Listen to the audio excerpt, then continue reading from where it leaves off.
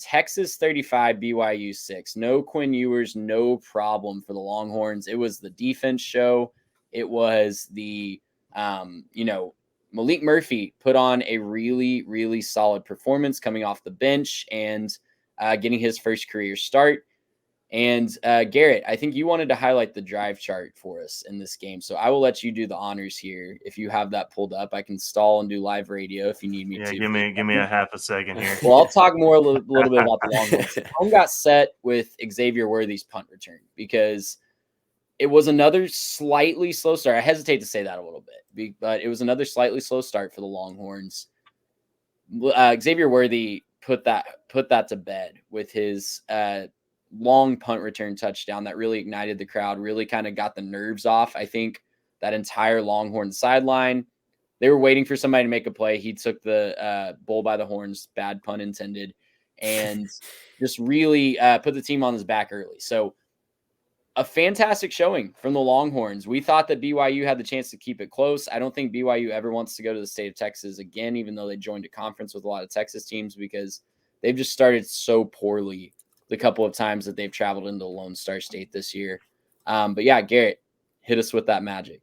Yeah, so the thing with this drive chart, and this is really why I want to bring it up, was Texas in this game, watching it was so frustrating because I felt like Maalik Murphy, he didn't play all that bad, but there was some inconsistencies. Obviously, he had, the pick and the fumble, but it just felt like there was so much more on the field. And when they took the ball out of his hands and just gave it to the running backs, they didn't have an issue moving the ball. But I wanted to highlight the drive chart. So you start punt, and then you get the punt from BYU that results in you getting the 7 from Worthy returning it. Then you have a pick, a touchdown, a fumble, and a touchdown. That's your drive charts for Texas real quick in the first half. That's up and down. That's just inconsistency. Longhorn fans, punching air because they're just like, dang it, can we just string 2 good drives in the same? Nope, can't do it. Okay, you come back out of the half, you get the 3 and out, and then you go 3 and out. BYU kicks a field goal, you go downs, and the problem with that was a goal line stand for BYU where you basically ran whatever you wanted to until you got to the end zone. Then on the very next drive, you have another turnover on downs on 3 where they just couldn't punch it in again. And so there's 2 straight turnover on downs. Yeah. They finally get the touch. There's a pick on the drive and they get a 8-yard touchdown on the very next play. And then they punt and they score another touchdown when it didn't really matter anymore. And that was the game. And so, man, this game was, and I'm not a Longhorn fan, but I can't imagine being a Longhorn fan watching this game thinking, we look so good in the run game. Jonathan Brooks, he's doing his thing. But, man, we just cannot string good drives together. Maalik Murphy, inconsistent. There's some really good throws in that game. There were some bad throws in that game. There's some throws where I thought he could have led his guy a little bit better, given him a better chance to run after the catch or something. But overall, I think, Trey, the reason we put this in our big 3 was because we thought that this was a possibility for Texas to drop because this is what they do in the past. Something goes wrong, a player gets hurt, the quarterback goes down, and a bad team comes to town and beats you on a sleepy Saturday. And that didn't happen this time. So credit to Texas, credit to Sark and Co. for putting a good game plan around Maalik Murphy to get him in the best situation so he could succeed. They put 35 points on the board. The offense put, 28, but they put up points on the board. They got what they needed to, and that defense showed up and played really, really well against BYU. Yeah. And I mean, you hate to be that guy. You do. But it was a good win against BYU. Caden Slovis is just really middle of the pack type of quarterback. Threw 2 interceptions. You mentioned it.